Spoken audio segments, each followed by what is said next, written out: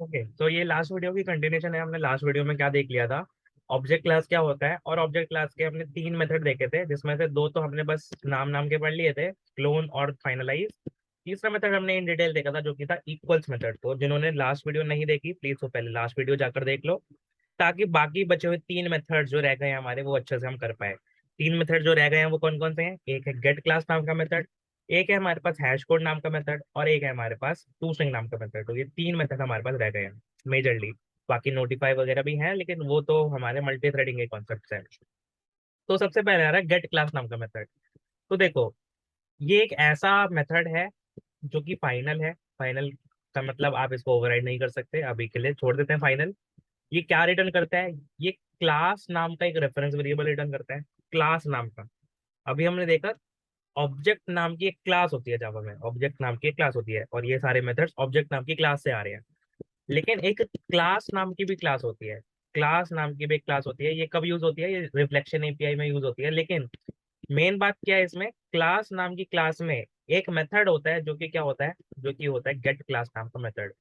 Class नाम की class में, क्लास नाम की क्लास में एक मेथड होता है, या फिर आप बोल सकते हैं ऑब्जेक्ट नाम की क्लास में इनफैक्ट एक मेथड होता है गेट क्लास।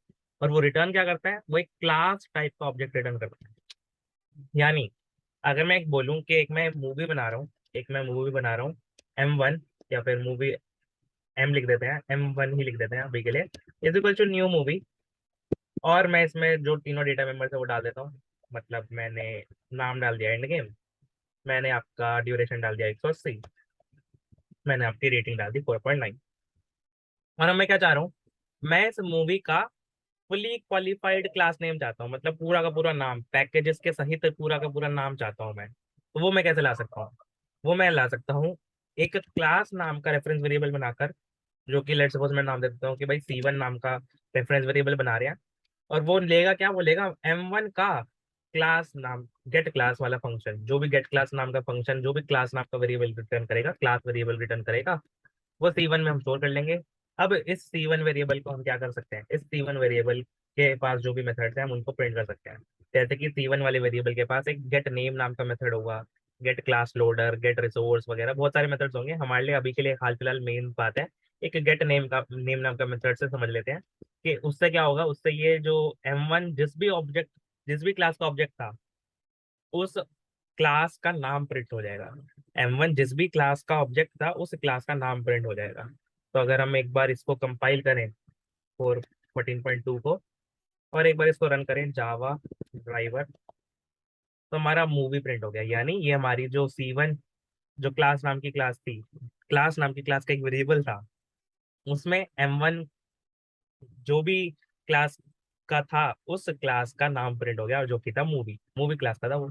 इसको और अच्छे से समझना है तो अगर मैं आपसे बोलूं कि स्ट्रिंग बना रहा हूँ, string str is equal to new string, इसमें मैं डाल देता हूँ हेलो। मतलब एक स्ट्रिंग बना रहे हैं, स्ट्रिंग का ऑब्जेक्ट बना रहे हैं। और मैं क्या करता हूँ, एक क्लास नाम का वेरिएबल बनाता हूँ C2, और इसमें डाल देता हूँ किसको? str, जो गेट क्लास रिटर्न करेगा। ये ऑब्वियसली सारी क्लासेस के पास गेट क्लास नाम का मेथड होगा, क्योंकि ऑब्जेक्ट क्लास के पास होता है ऑब्जेक्ट क्लास, तो सारी क्लासेस को दे देगा।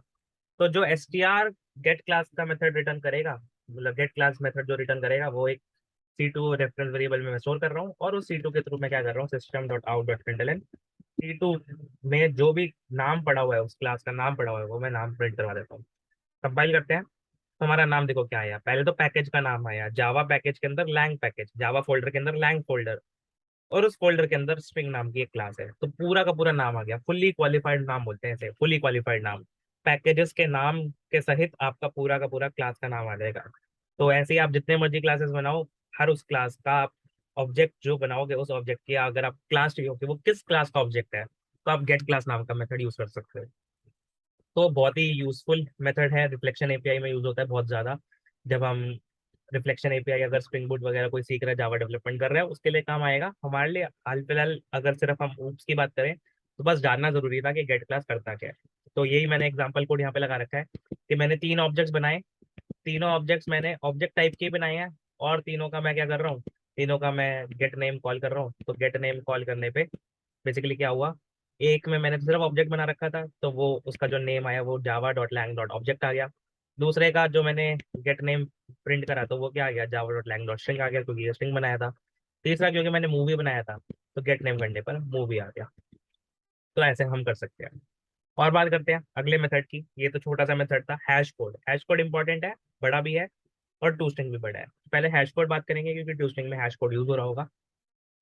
अगर हम बात करें हैश कोड की, हैश कोड क्या करता है? हैश कोड एक इंट रिटर्न करता है, एक इंटीजर रिटर्न करता है। वो इंटीजर करता क्या है? वो इंटीजर उस ऑब्जेक्ट को यूनिकली आइडेंटिफाई करने में हेल्प करता है। हैश कोड फंक्शन एक हैश कोड रिटर्न करता है, एक हैश कोड रिटर्न करता है, कोड। वो कोड क्या होता है? एक यूनिक इंटीजर होता है, जिसकी मदद से हम उस ऑब्जेक्ट को यूनिकली आइडेंटिफाई कर सकते हैं। मतलब बहुत सारे ऑब्जेक्ट्स एक मूवी के हैं, बहुत सारी मूवीज बन रखी है, उसमें से एक पर्टिकुलर मूवी हमें उठा के देनी हो कि भाई ये वाली मूवी पकड़ ले, ये वाली मूवी देख ले। तो हो सकता है कि बहुत सारी मूवी के सेम नाम हो सकते हैं, हो सकता है बहुत सारी मूवी के सेम, आप बोल सकते हो सेम ड्यूरेशन हो, सेम बहुत कुछ चीजें हो। तो हमें अगर ऐसी इतनी सारी मूवीज में एक पर्टिकुलर मूवी को यूनिकली आइडेंटिफाई करना हो, तो हम क्या कर सकते हैं? उस मूवी को यूनिकली आइडेंटिफाई करने के लिए उसको एक हैश कोड दे सकते हैं, एक इंटीजर दे सकते हैं। वो इंटीजर कुछ भी हो सकता है, वो एक नेगेटिव वैल्यू भी हो सकती है, वो एक पॉजिटिव वैल्यू भी हो सकती है, वो कोई भी एक इंटीजर वैल्यू हो सकती है। अगला पॉइंट, ये यूज क्यों आता है हैश कोड? ऑब्वियसली आप यूनिकली आइडेंटिफाई करोगे कि किसी ऑब्जेक्ट को, इतने सारे ऑब्जेक्ट्स में से किसी एक ऑब्जेक्ट को यूनिकली आइडेंटिफाई करने का नीड क्या है? तो यार एक कलेक्शन फ्रेमवर्क होता है जिसका नाम होता है हैश सेट या हैश मैप। तो बहुत सारे कलेक्शन फ्रेमवर्क्स में बहुत सारी क्लासेस हैं जिसमें हम हैश कोड का यूज कर रहे होते हैं, बेसिकली की वैल्यू पे स्टोर करने के लिए या कीज को स्टोर करने के लिए। Based on some hashing techniques हम क्या करते हैं? हम हैश कोड का यूज कर रहे होते हैं। तो अभी हमें हैश मैप वगैरह तो पता नहीं, बस हम जान लेते हैं कि हाँ हैश कोड कहाँ यूज होता है। जहाँ पे भी हैशिंग टेक्निक यूज होती है, जहाँ पे भी हैशिंग एल्गोरिथम्स लग रही होती है, वो कहाँ लग रही होती है? Hash set for hash map जैसे डेटा स्ट्रक्चर्स में या फिर कलेक्शन फ्रेमवर्क में लग रही होती है। वहां पर हमें किसी ऑब्जेक्ट को सर्च करना हो कि भाई ये वाला ऑब्जेक्ट है क्या तुम्हारे हैश मैप में, ये वाला ऑब्जेक्ट है क्या, तो उसके लिए आप क्या कर सकते हो? हैश कोड यूज कर सकते हो कि भाई एक ऑब्जेक्ट को यूनिकली आइडेंटिफाई करने वाला एक इंटीजर वैल्यू उसको सर्च करने में हमारी हेल्प कर सकता है, उस ऑब्जेक्ट को सर्च करने में। अब अगला point, it does not return the address of the object. बहुत लोगों का मानना है कि हैश कोड क्या करता है? हैश कोड ऑब्जेक्ट का एड्रेस प्रिंट करता है। नहीं, हैश कोड ऑब्जेक्ट का एड्रेस नहीं प्रिंट करता। करता वो एड्रेस के साथ ही कुछ है, लेकिन वो एड्रेस डायरेक्टली प्रिंट नहीं कर सकता। आप कभी भी जावा में एड्रेस नहीं निकाल सकते किसी भी रेफरेंस वेरिएबल का, किसी भी ऑब्जेक्ट का। कभी भी एड्रेस मिल नहीं सकता। जावा की यही स्पेशलिटी है, बहुत अच्छी सिक्योरिटी है। सी प्लस प्लस जैसा नहीं है।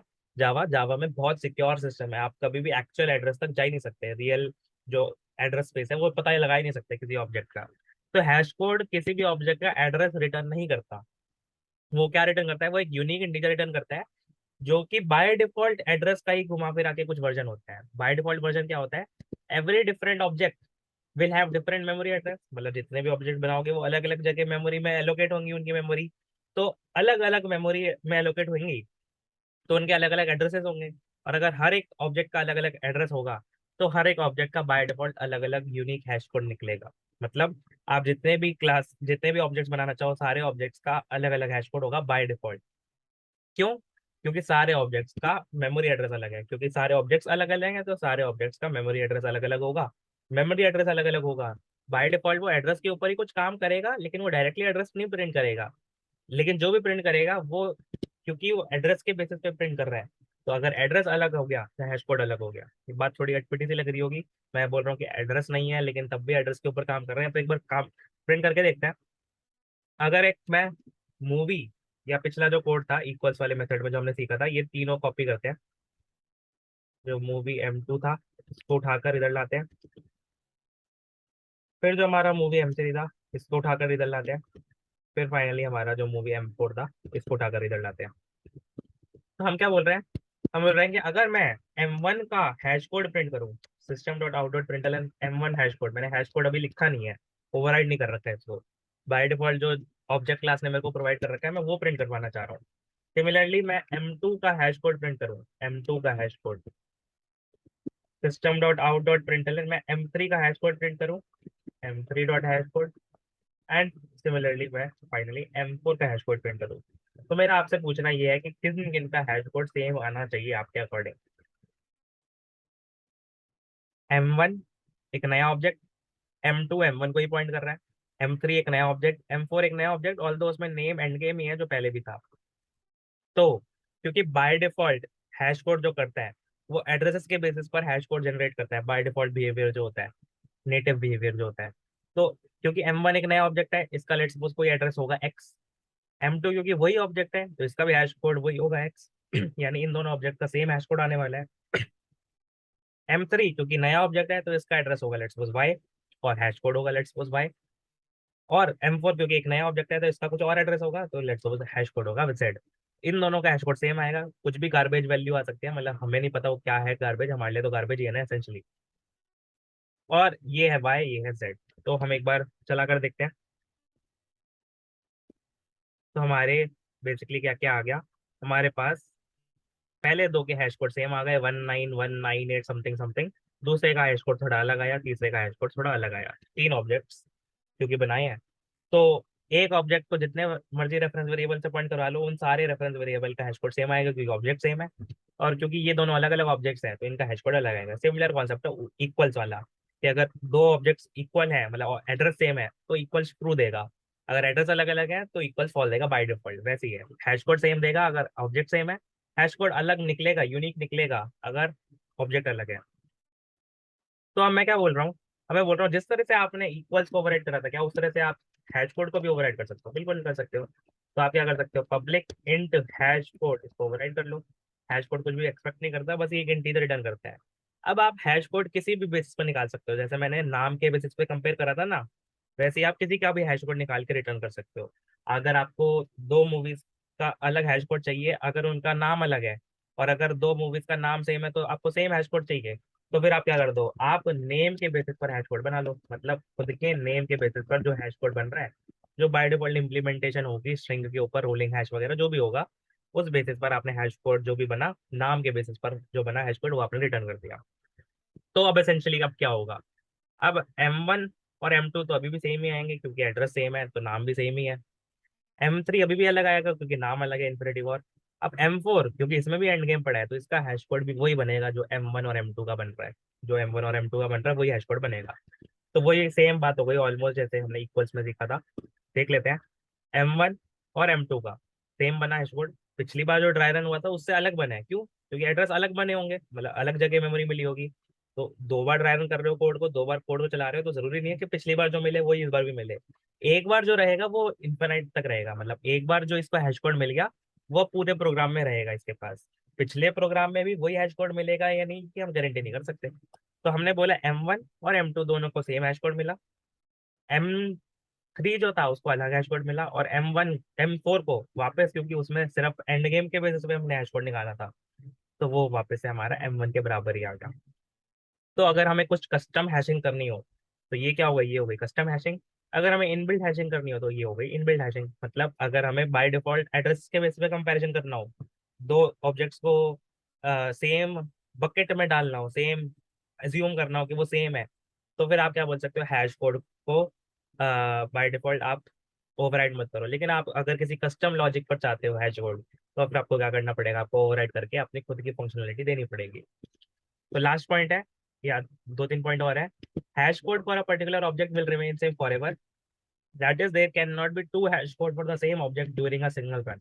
एक जब आप एक बार एप्लीकेशन रन कर रहे हो, एक बारी, बार बार नहीं, एक बार जब एप्लीकेशन रन करी तब एक पर्टिकुलर ऑब्जेक्ट का जो हैश कोड है वो भले ही उसमें कुछ भी हो जाए, भले ही उसमें कुछ भी हो जाए, अगर डेटा चेंज नहीं हो रहा तो उसका हैश कोड जो है वो हमेशा सेम रहना चाहिए।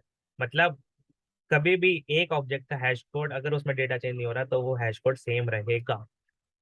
ओके, या फिर आप ये बोल सकते हो हैश कोड सेम रहेगा, डेटा चेंज हो भी जाए तो उससे फर्क नहीं पड़ता, हैश कोड सेम रहना चाहिए।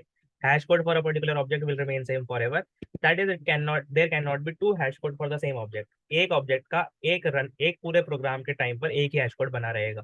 अब भले ही मैं यहाँ पे नाम चेंज भी कर दूं, मतलब अगर मैं M1 का नाम एंड गेम की जगह एवेंजर्स एंड गेम भी डाल दूं, मतलब एवेंजर्स डाल दूं, कुछ और डाल दूं, कुछ भी डाल दूं, और अब मैं अगर M1 का हैश कोड निकाल लूं, तो वो अभी भी वही रहेगा जो पहले था।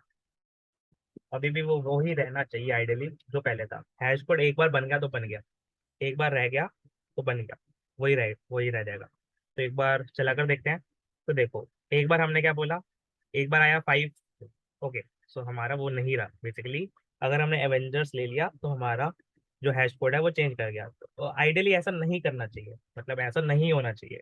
हैश कोड एक ऑब्जेक्ट का हमेशा सेम रहना चाहिए, ये हम एज्यूम कर रहे हैं। तो आइडियली हमें हैश कोड किसी ऐसे वेरिएबल के ऊपर नहीं लेना चाहिए जो चेंज हो सकता हो, क्योंकि हमने अभी हैश कोड किसके ऊपर बनाया है, नाम के ऊपर बनाया है, और नाम चेंज हो सकता है। तो इससे हमें ये बात पता चल रही है कि हैश कोड हमें एक ऐसे वेरिएबल के ऊपर बनाना चाहिए, मतलब ऐसे डेटा के ऊपर बनाना चाहिए जो आइडियली चेंज ना हो रहा हो, ताकि एक ऑब्जेक्ट का हैश कोड हमेशा के लिए सेम रहे। तो ये मतलब रिकमेंडेड है, ऑब्वियसली अभी देखा है नेसेसरी नहीं है लेकिन रिकमेंडेड है। तो नोट है, if two objects are equal, मतलब इक्वल्स मेथड में ट्रू आ रहा है दो ऑब्जेक्ट्स के लिए, m1 not equals m2 true आ रहा है, then they should have equal hash code value. अगर दो ऑब्जेक्ट्स इक्वल में ट्रू दे रहे हैं तो उन दोनों का हैश कोड भी सेम आना चाहिए। ये आइडियल सिनेरियो है, मतलब ऐसा आपको करना चाहिए, तभी आप आइडिया तभी आप बेसिकली हैश मैप बना पाओगे ढंग से। और अगर दो ऑब्जेक्ट्स अनइक्वल आ रहे हैं तो अच्छा हैश फंक्शन क्या करेगा, अच्छा हैशिंग टेक्निक क्या करेगा, उन दोनों को अलग अलग हैश कोड देगा। मतलब हो सकता है कोलिजन टेक्निक, मतलब कोलिजन हो जाए, हो सकता है कि दो अलग अलग ऑब्जेक्ट्स का सेम हैश कोड बन जाए, क्योंकि ये कहीं पर भी गारंटी नहीं है कि दो अलग अलग ऑब्जेक्ट्स का सेम हैश कोड हो नहीं या ना हो, ऐसा कुछ नहीं है। एक ऑब्जेक्ट का हैश कोड कभी भी चेंज नहीं होगा, ये गारंटी है। हर एक ऑब्जेक्ट का हैश कोड अलग अलग होगा। तो हम ये बोल रहे हैं कि ट्राई हम ऐसा करेंगे कि जितने भी ऑब्जेक्ट्स बने उन सबका हैश कोड अलग अलग हो। तो अगर दो ऑब्जेक्ट्स अनइक्वल हैं, दो ऑब्जेक्ट्स अलग अलग हैं, तो उन दोनों का हैश कोड आइडियली जो है अलग अलग आना चाहिए। तो हैशिंग फंक्शन अच्छा ऐसा ही माना जाएगा जो अलग अलग हैश कोड दे। तो ये कुछ आप बोल सकते हो रिकमेंडेड पॉइंट्स है कि अच्छा हैश कोड क्या होता है या अच्छा हैशिंग फंक्शन क्या होता है उसके रिगार्डिंग। ये हम इन डिटेल डिस्कस करेंगे जब हम हैश मैप हैश सेट वगैरह के ऊपर बातें कर रहे होंगे। लास्ट आ रहा है, बहुत ही इंपॉर्टेंट, बहुत ही इजी, टू स्ट्रिंग नाम का मेथड।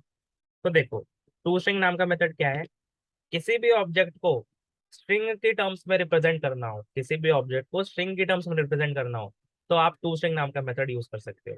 इसका क्या मतलब है, अगर मैं आपसे बोलता हूँ कि मैंने ना directly directly system dot out dot println, अगर मैं डायरेक्टली m1 लिख दूँ तो क्या होगा। तो क्या m1 मतलब क्या रेफरेंस वेरिएबल में जो पड़ा है, जो एड्रेस पड़ा है, क्या वो एड्रेस प्रिंट हो जाएगा? नहीं। m1 को प्रिंट कर देने से m1 पर जो एड्रेस पड़ा है, मतलब रेफरेंस वेरिएबल में जो एड्रेस पड़ा है वो प्रिंट नहीं होता। m2 को प्रिंट कर देने से m2 नाम के रेफरेंस वेरिएबल में जो एड्रेस पड़ा है वो प्रिंट नहीं होता।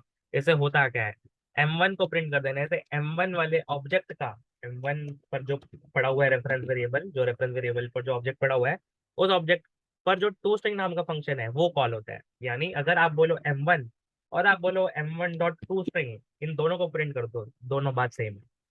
और बाय डिफॉल्ट क्या होता है एक बार देख लेते हैं, बाय डिफॉल्ट क्या प्रिंट होता है फिर समझाएंगे। तो बाय डिफॉल्ट क्या हुआ, वो क्लास का नाम प्रिंट हुआ, मूवी, मूवी क्लास का नाम था, जिस टाइप का ऑब्जेक्ट था उसका नाम प्रिंट हो गया मूवी, एट द रेट कुछ कुछ गार्बेज सी value, movie at the rate कुछ कुछ गार्बेज सी वैल्यू प्रिंट हुई, और ये दोनों गार्बेज सी वैल्यू इन दोनों के लिए सेम है। तो आइडियली प्रिंट क्या हो रहा है देखते हैं। टू स्ट्रिंग नाम का फंक्शन क्या करता है, टू स्ट्रिंग नाम का फंक्शन एक ऐसा फंक्शन है जो कि अगर आप किसी ऑब्जेक्ट को प्रिंट करवाना चाहो स्ट्रिंग के फॉर्मेट में तो आप रिप्रेजेंट करवा सकते हो। यानी ये एक ऑब्जेक्ट को स्ट्रिंग रिप्रेजेंटेशन देता है। और कैसे देता है, बाय डिफॉल्ट क्या बिहेवियर होता है, डिफॉल्ट बिहेवियर होता है, आपका डिफॉल्ट बिहेवियर होता है क्लास का नाम, जो भी उस मूवी का, जो भी उस ऑब्जेक्ट का क्लास का नाम है वो, एट द रेट जो भी उसका हैश कोड है उसको हेक्सा डेसिमल फॉर्मेट में वो प्रिंट करके दे देगा।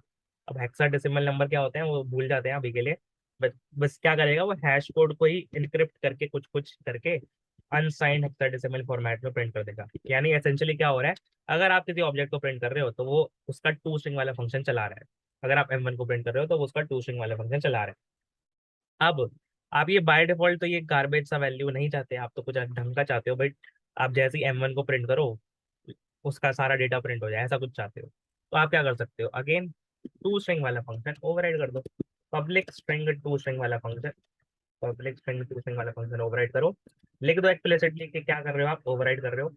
और यहाँ पे कुछ इशू आ रहा है तो हमें रिटर्न करना पड़ेगा, बेसिकली ये बोल रहा है।